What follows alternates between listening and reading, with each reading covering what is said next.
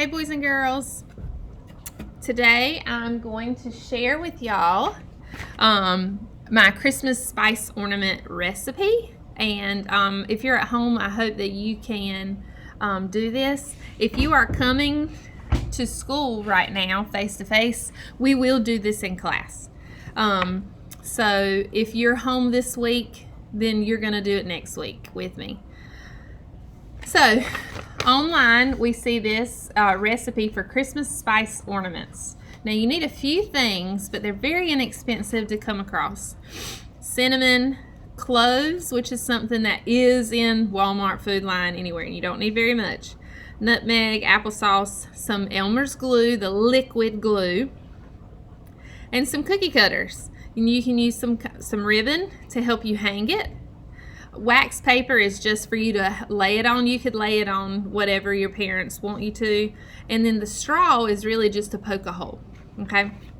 So when we do this every year, we are practicing measuring and converting fractions. So when you're at home, this recipe may be perfect for you. It makes about 12 ornaments. But probably you're going to want to half that. So we're going to talk about how we can do that now with our numbers. Okay, so first we have a cup of ground cinnamon.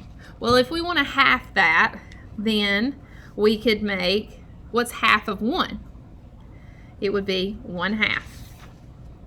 So I'm going to write 1/2 cup of cinnamon. And they're going to smell so good. All right, a teaspoon of cloves. Half of 1 would be a 1/2 teaspoon. Cloves. Cloves also smell really good.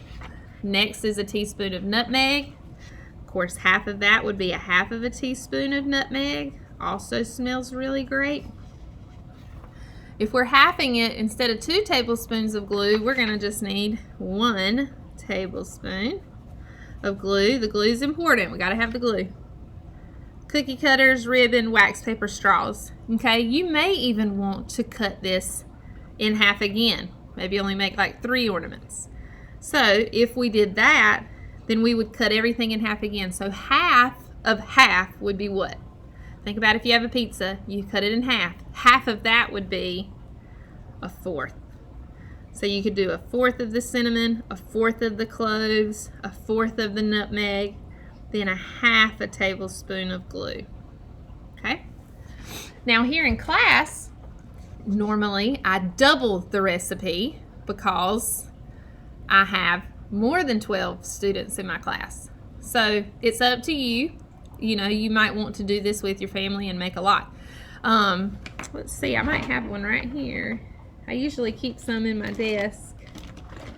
Yep, okay, because they smell so nice. So this is what they look like, and they last for a long time. Okay, so I have like a star, and I have a snowflake, but it looks like it had a bad day. They still smell so good.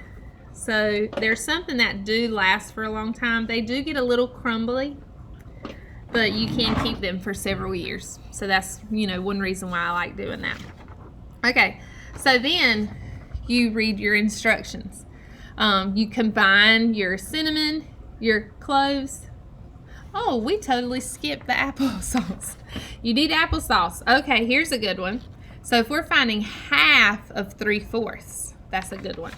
I thought we were missing one. So half of 3/4. Remember, finding half of something is like multiplying it by half. So that's going to be 3/8. So you would need 3/8 cup of applesauce. Cool. All right, so there's that. Sorry about that. Mix it all together until a stiff dough forms, kneading well with your hands. So you want this to be kind of like Play-Doh is how I say it. So you want it to, my lights went off. You want it to be firm. It can't be gooey because it's not going to do right. So if it's not, you might add some cinnamon and it'll help thicken it up. So you're going to roll it out, shake some cinnamon on a surface, roll it out, and then about 1/4 of an inch thick. So you can use a ruler or something to measure that. Remember, an inch is about your thumb from knuckle to the end. So if you cut that in 4 parts, you know, maybe half of your fingernail or less. It's really up to you how thick you make them. The thicker, the longer it takes to dry. If they're very thin, it doesn't take long to dry, but they're easier to crack. So a little bit thicker is better. Then it takes about 2 to 4 days for them to dry.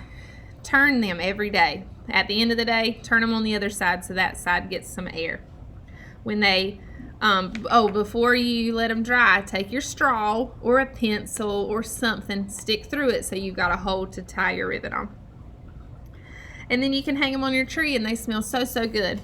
Also on here, there are some questions. You don't have to turn these in, but you can talk about them with your family while you're doing them at home. All right, so I hope you enjoy doing that activity.